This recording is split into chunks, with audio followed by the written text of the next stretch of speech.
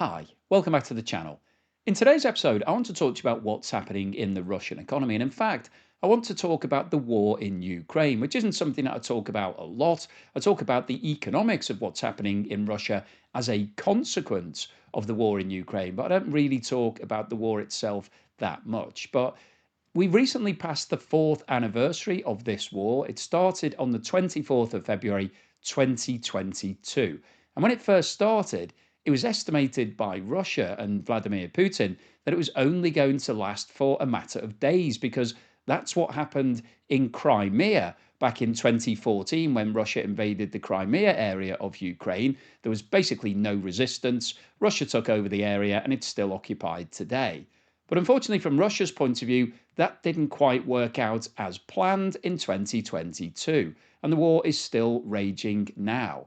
And in today's episode, I want to talk about the horrific losses that Russia have suffered, not just from an economic point of view, but also from a manpower point of view, because there's been a new report posted by the Center for Strategic and International Studies looking at how many lives have been lost. And obviously, this is causing huge damage to the Russian economy, not just because of the sanctions and the loss of all of the sale of oil and gas and everything else that Russia has been suffering from over the past 4 years, but also because of the loss of people, because every country needs manpower. And Russia has now got a declining population, partly as a result of the war in Ukraine and partly as a result of the fall in the birth rate since the breakup of the Soviet Union that we've looked at on a number of occasions.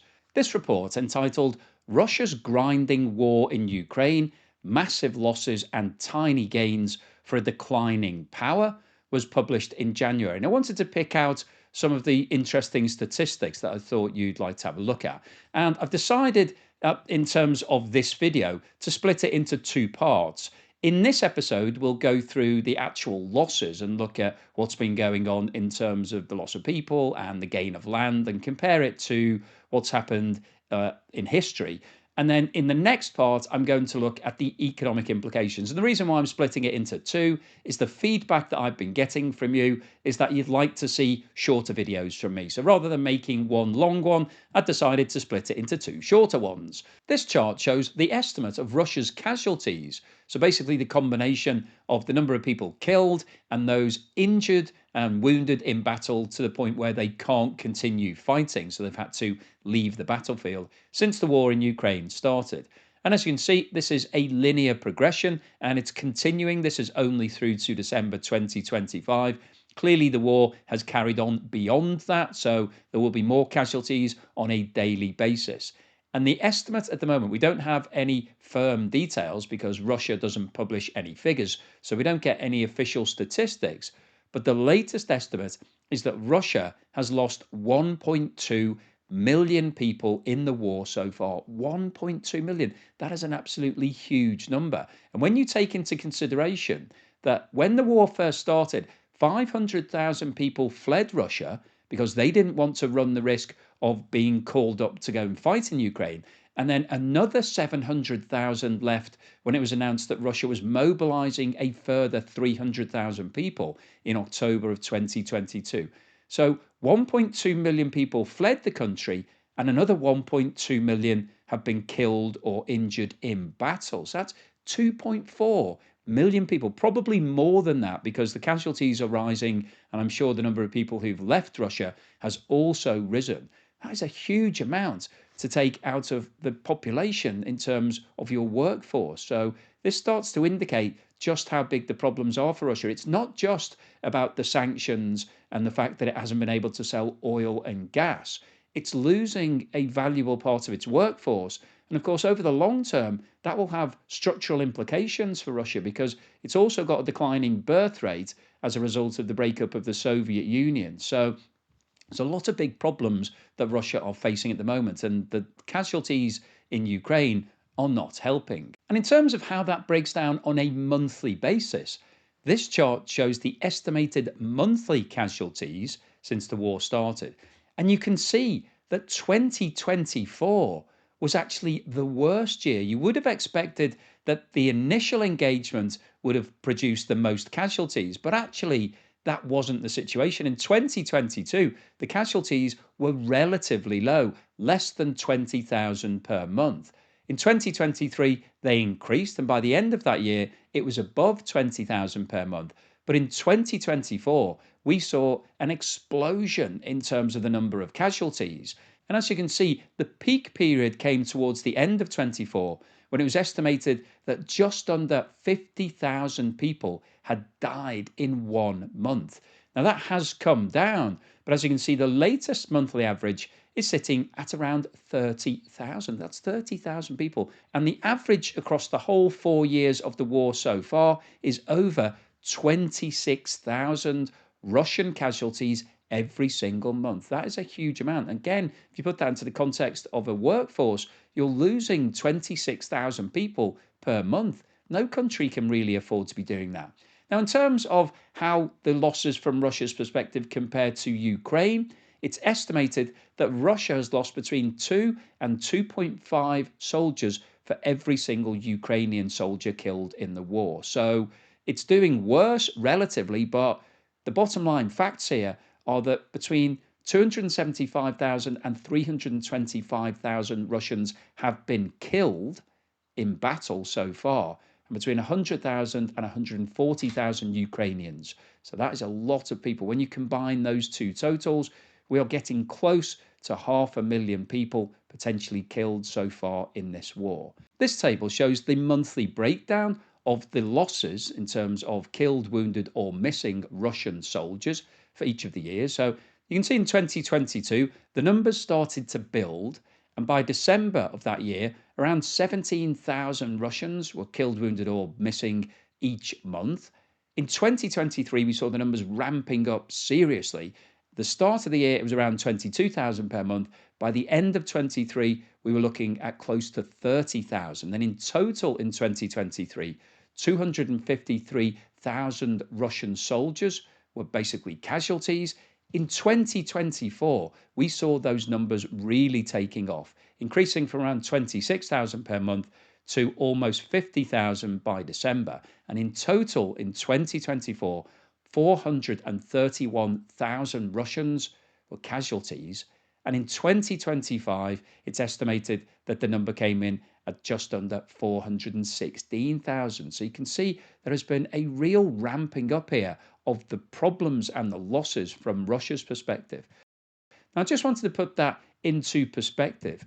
This is the estimated fatalities of selected Russian wars between 1950, so post World War II, and 2026.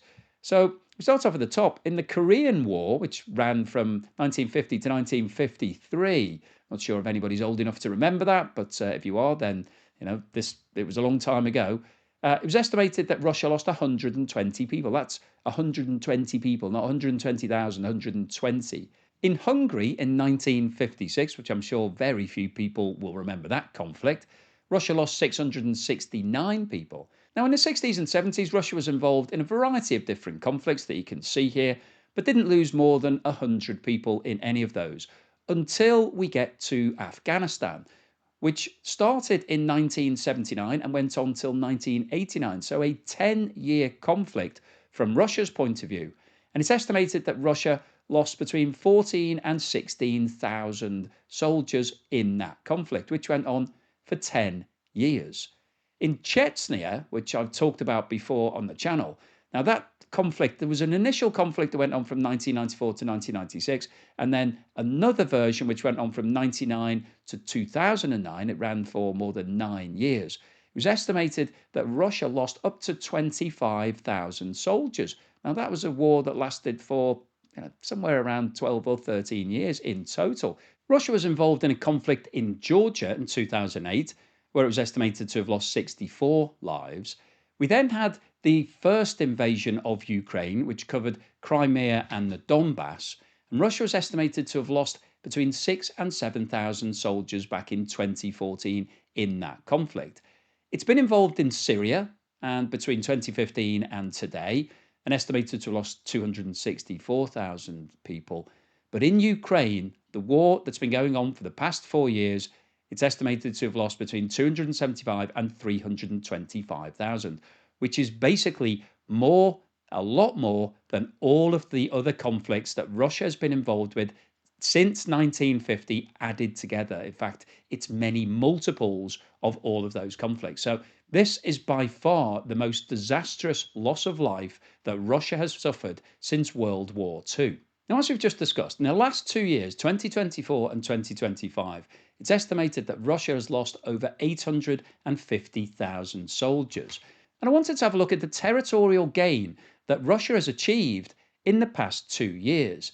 This map of Ukraine shows the situation in January 2024. So, over 2 years ago, these were the areas that Russia was occupying at that point. If we wind this forward and show the situation today in January 2026, you can see that there has been very little movement in terms of the land that's being occupied by Russia. So even though it's lost 850,000 people, it hasn't really made any material gains in the past 2 years. And this is one of the problems that Russia is now facing. This war is becoming a real war of attrition. And these maps show the progress that Russia is currently making around the Pokrovsk area in Ukraine. And you can see that it's only around 70 meters, 77 yards per day. Now, when you compare that to the start of the war, it's 8 times slower than the early war push around Kherson, which was 590 meters per day, and 100 times slower than it was in its rapid breakthrough of the Kharkiv area, where it was making 7,400 meters per day. So progress has ground to a halt. And if you look at this table, it shows the Russian casualties compared to the Ukraine land gained since the start of 2023. So you can see on the left-hand side, it shows the casualties, the red bars show this, and the scale goes from 0 to 45,000 casualties, that's per month. And the land gained is shown in hundreds of kilometers and goes from 0 to 600 kilometers squared. So you can see that in 2023, not a lot of gain was made. In 2024, there were some gains, but relatively small. And then in 2025, the gains have continued, but we're talking about really small movements forward compared to tens of thousands of lives lost every single month. And if we look at this table, it shows the average daily rates of advance for selected combined arms offensives between 1914, so World War I, to the current Ukraine war. So you can see at the bottom that the initial invasion of Ukraine was highly successful. That 7,400 meters per day that we've just mentioned was actually Russia's biggest single achievement in any of the wars in the last 100 years. And then if we look at the top of this chart, at the current offensives that are going on, we are looking at a snail's pace here. 15 meters per day, 23 meters, 70 meters. So Russia isn't really making a huge amount of progress, but it is losing a lot of people. So the overall summary and conclusion of today's video is that over the past 4 years, Russia has lost a huge amount of people, more than 1.2 million killed or wounded in the fight in Ukraine. And unfortunately, it's still going on, and it doesn't look like there's any end in sight. We are no closer to a peace agreement today than we were 4 years ago. There's been a lot of talk and lots of meetings, but nothing really tangible has come out of any of those meetings. And this is absolutely disastrous from Russia's point of view, from not just from a warfare perspective, but also from an economic perspective.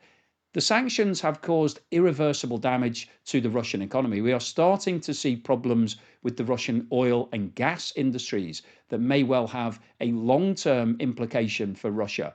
But fundamentally, we are seeing a serious loss of life and a loss of the workforce. And that is going to damage Russia from an economic and a business perspective. And as I mentioned earlier in the video, I'm going to pick that up in the next part of this video. So if you're interested in watching that, please check it out when it comes out. But thank you so much for watching this video all the way through to the end. Hopefully you've enjoyed it. If you have, then please give me a thumbs up. And subscribe to the channel if you haven't done so already. Don't forget, I'm currently running my competition where you can win my property or a cash alternative prize. Scan the QR code to get involved in that, or click the link in the description below. Thank you so much to everyone supporting me in other ways. If you bought me a coffee or sent me a YouTube super thanks or signed up as a patron or a member, thank you so much. Really appreciate it. And here's something to put a smile on your face.